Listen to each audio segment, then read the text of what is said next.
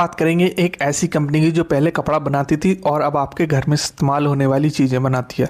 Soap, detergent, snacks, spices. Company का नाम है संरक्षक इंडस्ट्री और इसके पीछे एक बड़ा नाम है आरसीएम। तो चलते हैं, पूरा समझते हैं। भीलवाड़ा राजस्थान में 1994 में एक टेक्सटाइल कंपनी शुरू होती है जिसका नाम था एके स्पिनटेक्स।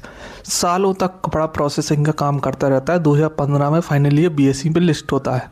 अब 2024 में प्रमोटर ने सोचा कि टेक्सटाइल में उतना स्कोप नहीं है जितना एफएमसीजी में है, तो उन्होंने एक बड़ा डिसीजन लिया। संरक्षक एग्रो प्रोडक्ट्स नाम की कंपनी को 100% एक्वायर कर लिया। यहाँ से शुरू हुई एफएमसीजी का सफ़र। नाम बदला, एके स्पिनटेक्स से संरक्षक इंडस्ट्री हो गया। अब ये कंपनी बनाती क्या है? ये मेनली 3 चीज़ें बनाती है। पहला है सूप नूडल्स। ये वो रॉ मटेरियल है जो सोप, डिटर्जेंट बनाने में यूज़ होता है। आईटीसी, पतंजलि, गोदरेज, ज्योति, ये सब बड़े ब्रांड्स संरक्षक इंडस्ट्री के सोप नूडल्स खरीदते हैं। अकेले सोप नूडल से एफएमसीजी का 50% रेवेन्यू आता है। दूसरा है पर्सनल केयर और होम केयर प्रोडक्ट।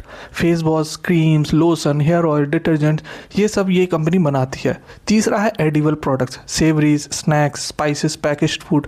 ये नया सेगमेंट है जो अभी ग्रो कर रहा है। टेक्सटाइल अभी भी चल रहा है, फैब्रिक प्रोसेसिंग होती है, बट अब ये सिर्फ 18% रेवेन्यू कंट्रीब्यूट करता है। अब ये समझो कि आरसीएम कौन है और संरक्षक से क्या कनेक्शन है। आरसीएम 2000 करोड़ रुपए की एफएमसीजी कंपनी है। इसकी पूरे इंडिया में 10,000 प्लस स्टोर्स है और इसकी 400 प्लस प्रोडक्ट बेचती है। सो एक न्यूट्रीचार्ज, गुड डॉट, की सोल, ऑथेंजा, ये सब आरसीएम के ब्रांड है। अगर आरसीएम की ग्रोथ देखें तो ये 25 से 30% कैगार से ग्रो कर रही है। और सबसे इम्पोर्टेंट, आरसीएम और संरक्षक के सेम प्रोमोटर ग्रुप है। मतलब मॉडल ये है कि संरक्षक फैक्ट्री में प्रोडक्ट्स बनाता है, आरसीएम अपने नेटवर्क में इन प्रोडक्ट्स को सेल करता है। आरसीएम का अगर संरक्षक के रेवेन्यू कंट्रीब्यूशन देखें तो 30 से 40%, बाकी 60 से 70% आईटीसी, गोदरेज, विप्रो, पतंजलि जैसे बड़े बड़े ब्रांड से आता है। तो ये सिर्फ आरसीएम पर डिपेंडेंट नहीं है, क्लाइंट बेस डाइवर्सिफाइड है। कंपनी के पास अभी 3 मेन प्लांट है। पहला है भीलवाड़ा राजस्थान में जो मेन प्लांट है, जो सितंबर 2025 में फुली ऑपरेशनल हो गया था। दूसरा रुड़की उत्तराखंड में है और तीसरा अभी जनवरी 2026 में ऑपरेशनल हुआ है गुवाहाटी असम में, जिसकी कैपेसिटी जो है, जो सूप नूडल्स के लिए 2160 मेट्रिक टन पर मंथ और कॉस्मेटिक प्रोडक्ट्स के लिए 1000 मेट्रिक टन। अभी कैपेसिटी यूटिलाइजेशन एफएमसीजी सेगमेंट में सिर्फ 40 से 45% और मैनेजमेंट का गाइडेंस है कि Q4 तक ये 85% प्लस हो जाएगा। मतलब जो नेक्स्ट क्वार्टर्स में है वो रेवेन्यू बहुत जंप होगा। अगर Q3 की बात करें, इसमें सबसे इंपॉर्टेंट चीज़ है कि जो कि कंपनी का जो पिछले साल एफएमसीजी से जो रेवेन्यू तो लगभग 0 था और अभी 82% है, इसलिए नंबर बहुत अच्छे दिख रहे हैं। बट इन नंबर्स को ज़्यादा डिस्कस नहीं करते क्योंकि we will wait for the next quarter number जो हमें असली पिक्चर्स देगा। अभी बहुत ही इन्फ्लेटेड नंबर दिख रहे हैं। अगर देखें, प्रॉफिट ही 328% ग्रो किया है। अगर 9 मंथ परफॉर्मेंस की भी बात करें तो रेवेन्यू 430% से ग्रो किया, इबिटा 171% से ग्रो किया, नेट प्रॉफिट 403% से ग्रो किया। ये 9 मंथ रेवेन्यू नंबर्स हैं। अगर मार्जिन की बात करें तो एफएमसीजी में सेगमेंट में अभी इबिटा मार्जिन 7.64% है, टेक्सटाइल सेगमेंट में 18.94% है। बट टेक्सटाइल का जो नंबर है वो कम हो रहा है और एफएमसीजी का जो कंट्रीब्यूशन है रेवेन्यू बढ़ रहा है। FY28 तक जो कंसोलिडेटेड पैट मार्जिन का जो गाइडेंस है मैनेजर का वो 7% का है, बट FY26 के लिए 5.8 to 5.85% का है। 3 मेन चीज़ें जो याद रखनी है। पहला कि कैपेसिटी रैंप अप हो रही है। तीनों प्लांट फुली ऑपरेशनल हो रहे हैं। गुवाहाटी प्लांट अभी जनवरी में शुरू हुआ है। जैसे जैसे कैपेसिटी यूटिलाइजेशन बढ़ेगी रेवेन्यू ऑटोमेटिकली बढ़ेगा। Q4 में 85% जो कैपेसिटी यूटिलाइजेशन एक्सपेक्टेड हो, ये एक बड़ा ट्रिगर है।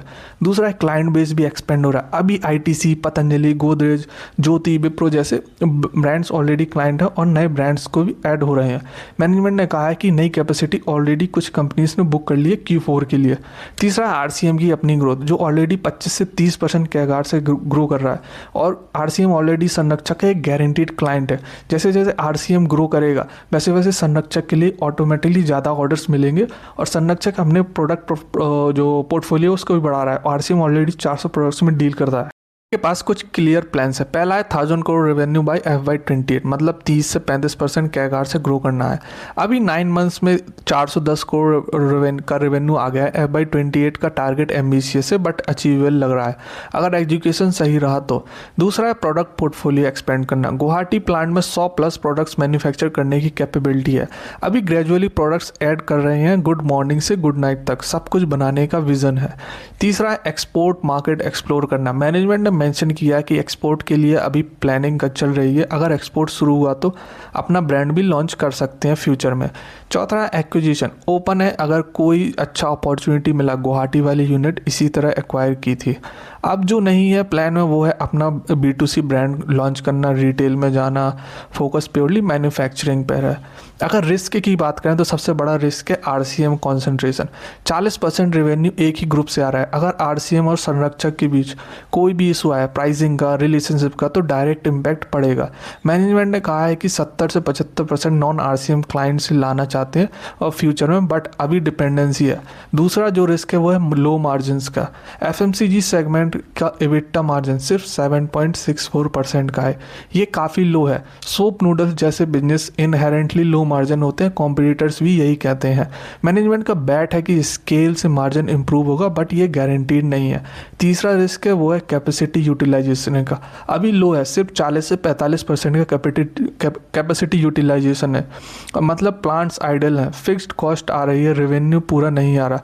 जब तक कैपेसिटी 80 to 85% नहीं पहुंचेगी मार्जिन्स पर प्रेशर रहेगा। चौथा रिस्क है वो है हाई ग्रोथ का बेस अब बन गया है। 517% ग्रोथ दिखता बहुत अच्छा है बट ये सस्टेनेबल नहीं है क्योंकि बहुत ही लो बेस पे आया था। पिछली साल FMCG 0 था, अब अगले साल ये ग्रोथ नंबर ज़्यादा रियलिस्टिक होंगे, 30 से 40% रेंज में रहेंगे। तो नंबर्स कंपेयर करते वक्त ये कॉन्टेक्स्ट में हमेशा रखना। पांचवा रिस्क है वो है ये पहला ही कॉन कॉल था, तो कंपनी अभी मतलब ट्रांसपेरेंसी अभी बिल्ड हो रही है। ट्रैक रिकॉर्ड अभी पता नहीं है कंपनी कैसा है, जो क्लेम करती है वो करती है कि नहीं है, तो ये चीज़ें जरूर ट्रैक करनी होगी। जो की मैट्रिक्स ट्रैक करने पहला है कैपेसिटी यूटिलाइजेशन, Q4 में 85% आनी ही चाहिए। दूसरा है रेवेन्यू में RCM का शेयर कम हो रहा है कि नहीं हो रहा है। तीसरा है FMCG मार्जिन वो 7% से ऊपर आ रहे हैं या नहीं। चौथा है न्यू क्लाइंट्स एडिशन कौन कौन से हो रहे हैं। पाँचवा है 1000 करोड़ की ओर कंपनी जा रही है कि नहीं जा रही है। 2027 FY27 में कितना रेवेन्यू रहा, किस कैगार से ग्रो कर रही है। अगर वैल्यूएशन की बात करें तो अभी कंपनी का वैल्यूएशन करने का कोई मतलब नहीं बनता, क्योंकि बिकॉज अभी कंपनी बहुत लो बेस से आ रही है, तो अभी वैल्यूएशन करेंगे तो करेक्ट वैल्यूएशन नहीं आएगा, कोई रफ एस्टिमेट भी नहीं ले सकते अभी जब तक कि कंपनी के नंबर्स नॉर्मल नहीं होते। अभी 1-2 क्वार्टर कंपनी और अपने रिजल्ट पोस्ट नहीं करती, तब तक वैल्यूएशन करने का कोई मतलब नहीं बनता। और हालांकि कंपनी बहुत स्ट्रांग लग रही है, सस्टेनेबल बिजनेस लग रहा है, but as I said we need to keep tracking this business, और एटलीस्ट 1 से 2 क्वार्टर तो ट्रैक करने ही होंगे ताकि हमें एक फेयर आइडिया मिले आखिरकार कंपनी कैसा परफॉर्म करेगी, मैनेजमेंट जो बोलती है वो करती है या फिर नहीं।